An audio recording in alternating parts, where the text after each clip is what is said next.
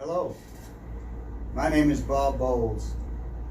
I really wanted to be there to wish Rick and Mary a happy 40th anniversary, but as you're seeing this, I am in Illinois visiting my mother-in-law who just turned 101. I really wanted to say something heartfelt though, so Jordan suggested I immerse myself in the culture and history of Rick and Mary Hale, to try and really capture the essence of their 40-year relationship, to essentially become Rick and Mary. So I embarked on an experiment. To understand Mary, I researched the flute, which, as you know, Mary played so beautifully.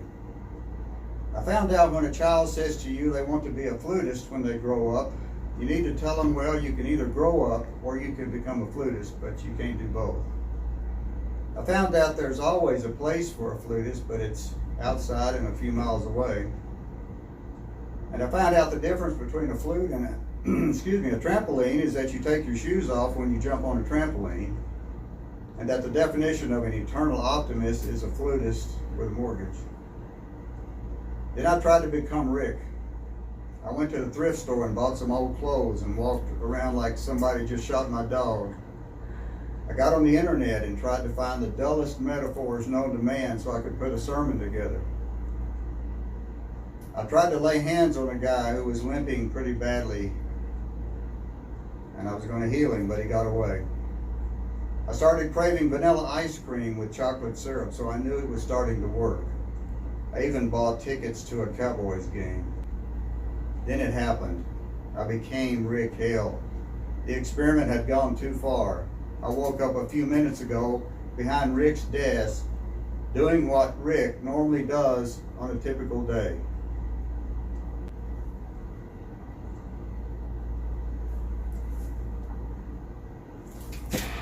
But then it hit me. I'm not Rick Hale. My name is Bob Bowles. I'm not from Texas. I don't have to like the Cowboys and come up with dull metaphors. I was free. I still needed to come up with a way to wish Rick and Mary a happy anniversary though.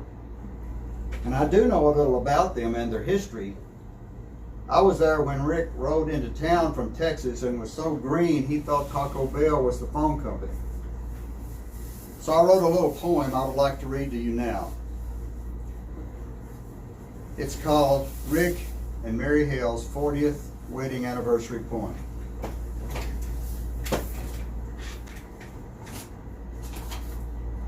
Here we are, celebrating the 40-year marriage of Rick and Mary Hale.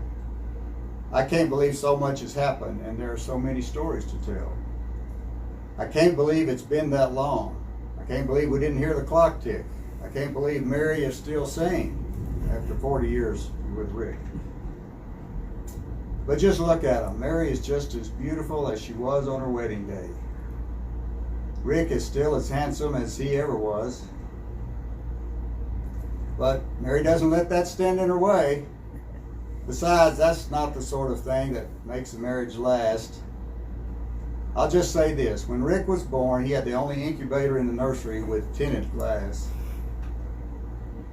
We all go through that ugly duckling stage growing up, and it was no different with Rick Hale. He had so many gaps between his teeth, his tongue looked like it was in jail. But those two coming together had to be fate. Mary never knew what happiness was until she met Rick, and then it was too late. It's just amazing, though, how they were living separate lives, and then they met somehow. Rick asked Mary, "Where have you been all my life?" Mary said, "I don't know, but I wish I was there now." It was springtime, and the flowers gave the night a special aroma. And Mary whispered to Rick, "Why don't you slip into something more comfortable, like a coma?" Now Rick thought it was a great night, and everything just seemed to fit. Then Mary said, "I've had a wonderful evening, but this wasn't it." Rick said, "Mary, I would go to the end of the earth for you. That's how much I care." That's all well and good, said Mary, but would you stay there? Well, Rick pressed on. What would you say if I asked you to marry me, like a fairy tale rhyme? I wouldn't say anything, Mary responded, because I can't laugh and talk at the same time. We know Rick finally won her over, and after all these years, her love for him is not diminished. Mary still says, I wasn't complete until I married Rick. Then I was finished. Now, we all know it can be hard right off the bat with a new mate. Mary's cooking was so bad, Rick prayed after they ate. It was tough, but he made up his mind to take whatever comes. He bought a dog. It did tricks for Tums. But thank goodness they stuck with it. They both had their dreams and wishes. Mary still fantasizes about Rick, about him taking out the trash, mowing the yard, doing the dishes. Marriage can be difficult. The highs and lows can be quite abrupt.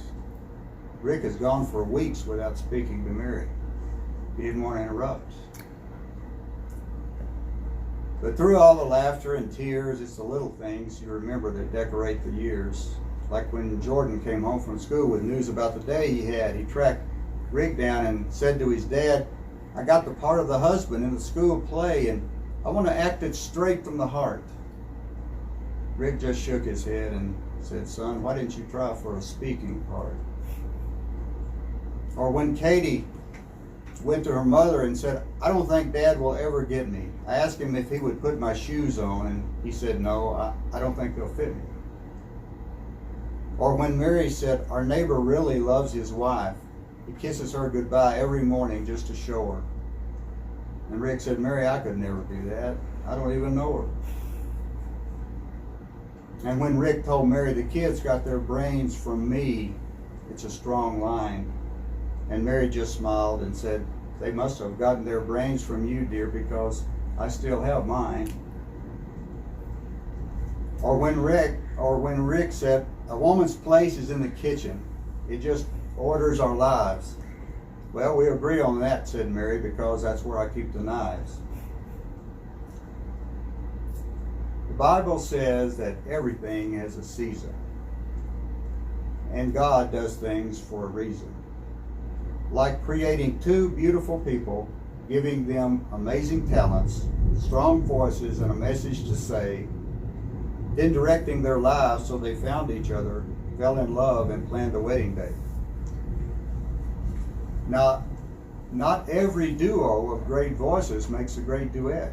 Sometimes each voice is just too strong. But Rick and Mary got it right. They blended their talents together, and the result was a beautiful song. They listened to God, and they listened to their hearts, and created something that was more than the sum of its parts. Just look at what they have built over these last 40 years through faith, hard work, laughter, and tears. First, they built a family, starting with their children, Jordan and Katie. And yes, they are very talented too. And now Rick and Mary have grandchildren who give Grandma and Grandpa lots of fun things to do. Then they built Grace Community Church, and look what it has done. It is a warm, loving church with a beautiful campus and programs second to none.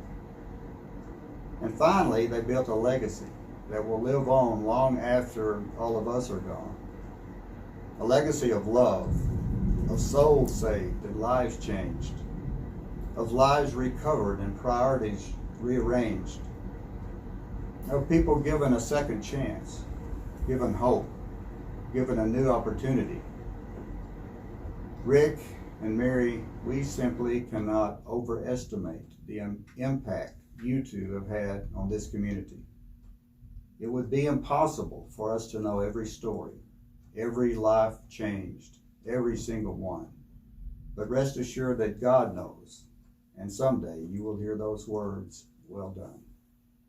But for now, please accept those same words from us, and just know we are so thankful that 40 years ago, two incredible individuals became one. and then made God the third strand and created something that through the storms and trials of life will stand strong and resilient, firmly planted on the Word, and no matter the cost, will reach out and bring hope to a world that seems hopelessly lost. So Rick and Mary, thank you for being who God created you to be, finding each other, getting married, and building this incredible legacy. You two are the best. We all love you. Happy anniversary, and cheers to 40 years.